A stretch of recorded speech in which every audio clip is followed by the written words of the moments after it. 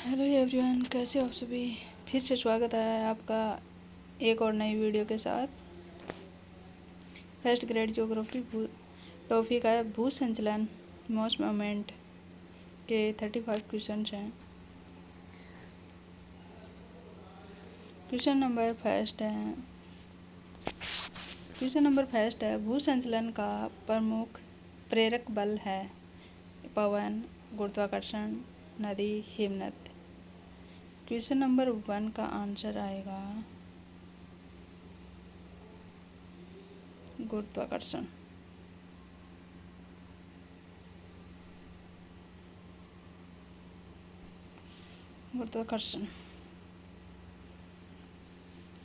Question number 2 है भू संचलन का सबसे धीमा प्रकार है rockfall, mudflow, soil creep, debris, avalanche.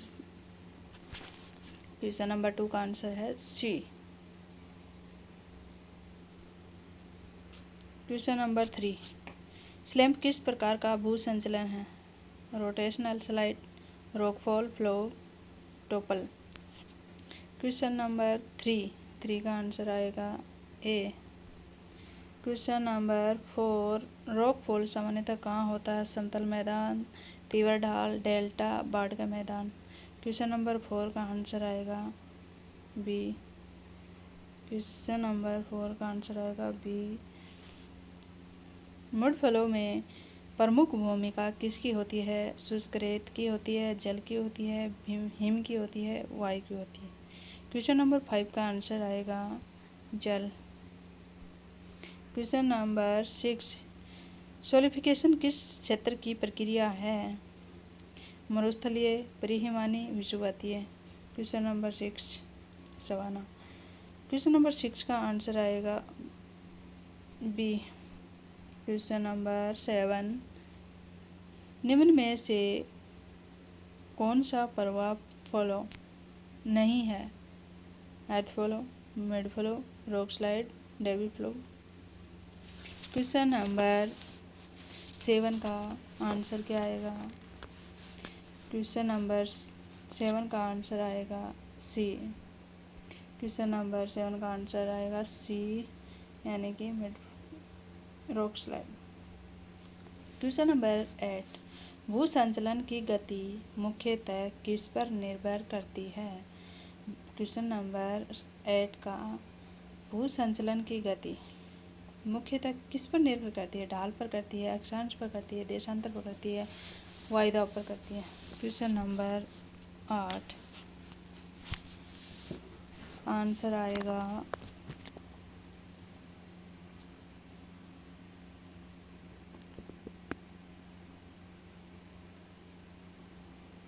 ए।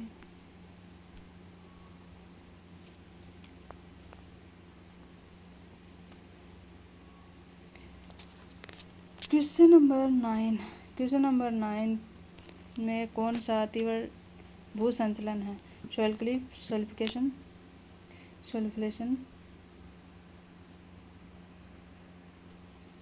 Rockfall, frost Cliff.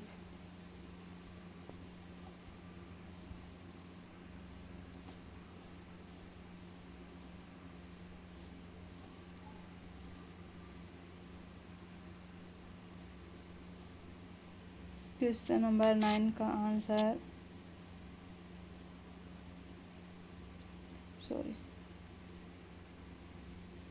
सी रॉकफॉल। क्वेश्चन नंबर 10 है भू संचलन का प्रमुख ट्रिगर है भूकंप, वर्षा, दोनों, कोई नहीं। क्वेश्चन नंबर आंसर आएगा दोनों यानी कि ये भी आएंगे, भूकंप आएगी, वर्षा आएगी। क्वेश्चन नंबर 11 टोपल में क्या होता है चट्टान आगे की ओर पलटती है,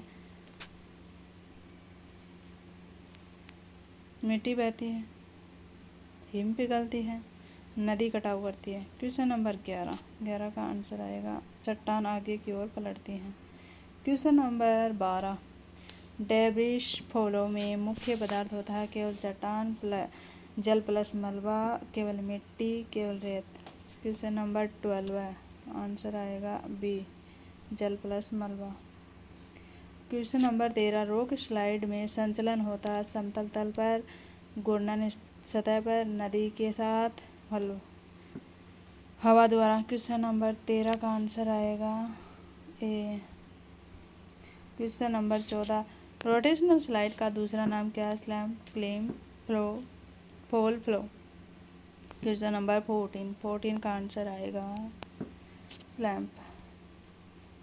क्वेश्चन नंबर 14 का स्लैम्प।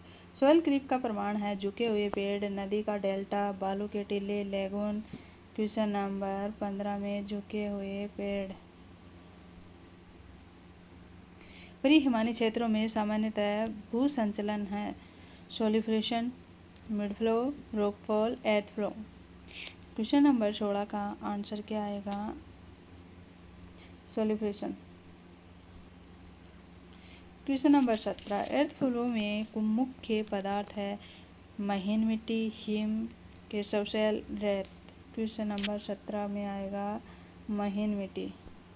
क्वेश्चन नंबर 18, भू संचलन का अध्ययन किस शाखा में किया जाता है? भू संचलन का अध्ययन किस शाखा में किया जाता है? भू आकृति विज्ञान, जलवायु विज्ञान, भू आकृति विज्ञान, जलवायु विज्ञान, जनसंख्या भूगोल, आर्थिक भूगोल। क्वेश्चन नंबर 18, भू संचलन का अध्ययन किस में किया जाता है? भू संचलन का भू आकृतिक में किया जाता है। क्वेश्चन नंबर 19, निम्न में से कौन सा गुरुत्वीय जनित संचलन नहीं है? Creep, slide, saltation, fall.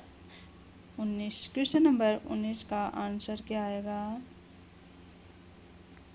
सल्टेशन, सी। क्वेश्चन नंबर 20, भू संकलन का सबसे बड़ा मानवीय कारण क्या है? वनों की कटाई, सिंचाई, मत्स्य पालन। वनों की कटाई आएगा इसमें। क्वेश्चन नंबर 21, भारी वर्षा का प्रभाव सबसे अधिक किस पर पड़ता है? मड फ्लो पर, सॉइल फॉर्मेशन, डेल्टा, सैंडन। Question number 21, mud flow. Question number 22, निम्न में से कौन सा फॉल श्रेणी में आता है? Rockfall, slump, earth flow, solifluction. Question number 22, A, rockfall.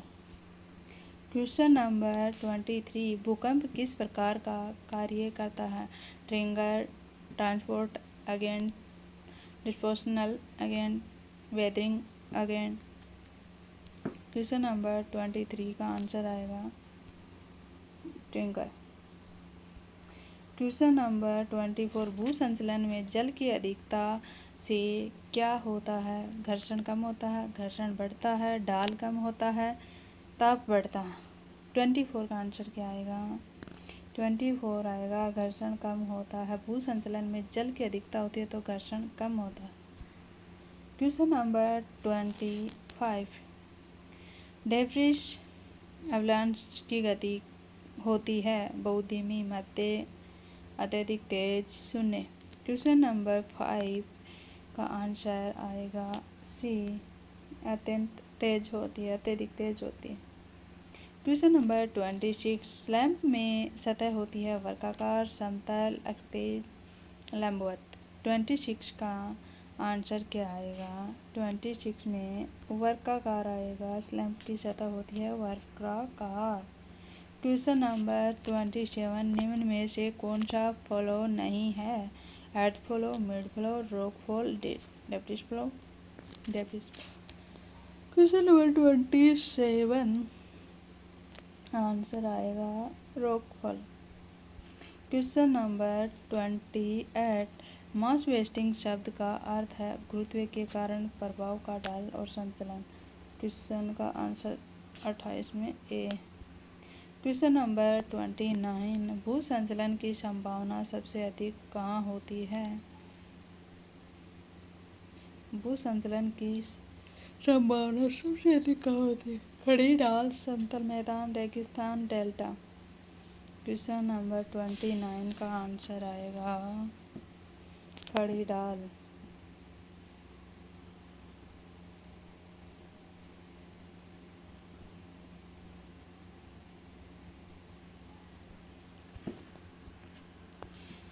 Question number 30, रोकफॉल में पदार्थ का संचलन होता है। रोकफॉल में पदार्थ का संचलन होता है।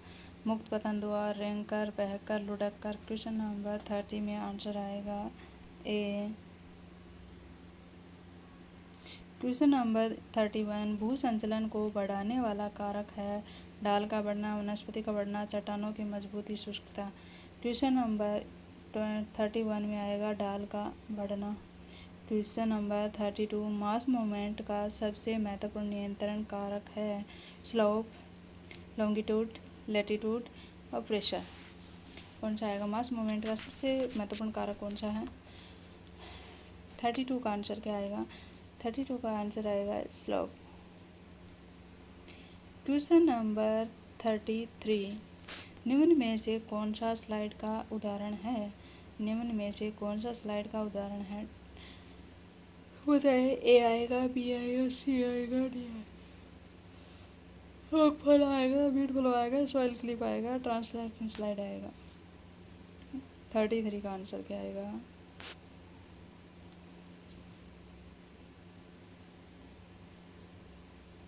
ट्रांसलेशन स्लाइड ए।